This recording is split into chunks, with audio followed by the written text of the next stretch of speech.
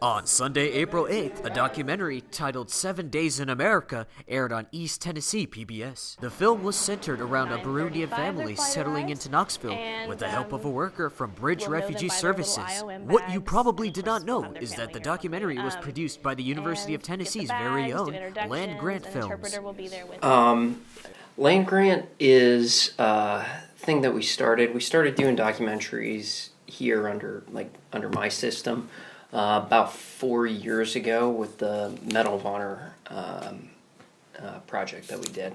And we were originally called the Medal of Honor Project, and we produced a film, 45-minute documentary covering the 2014 Medal of Honor convention that was hosted here in Knoxville. You know, after that, we had a bunch of students interested in documentary and things like that, and we had the equipment, and so we wanted to keep doing docs, but we broadened out a little bit more than just Medal of Honor. And so I came up with Land Grant Films because, as you probably know, we're a land grant institution here at University of Tennessee. And so the idea of Land Grant is to work with nonprofit organizations in the community to tell their stories and to provide our students real-world documentary experience while we're providing video assets and documentary stories that are connected to nonprofit organizations. Nick Geidner, director and associate producer of journalism, hopes that the documentary will put on display what can be done in 90 days to support those in need, and describes here what led up to the film being broadcasted on television. We've really been building Land Grant Films over the last number of years by creating strong media partnerships.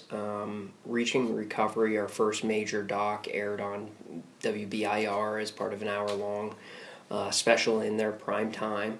And then we just aired a student-driven documentary series, Defenders of the Dream, which was about Vietnam veterans in coordination with East Tennessee PBS. During Ken Burns's The Vietnam War. And so we were in a place where we had this doc that we were finishing up, and we had worked with BIR and East Tennessee PBS recently. And so, you know, looking at the film, it definitely has more of a PBS feel than a WBIR feel.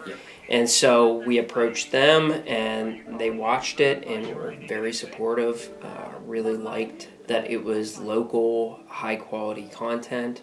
And so, yeah, it just worked out. So where does Land Grant Films go from here?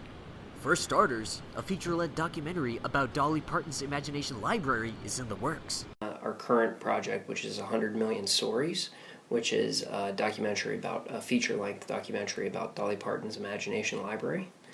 And, you know, that's a huge project that we're raising a good deal of money for, and we're getting, you know, really high-end interviews. Like, we interviewed Governor Bredesen, and we're interviewing First Lady Chrissy Haslam next week.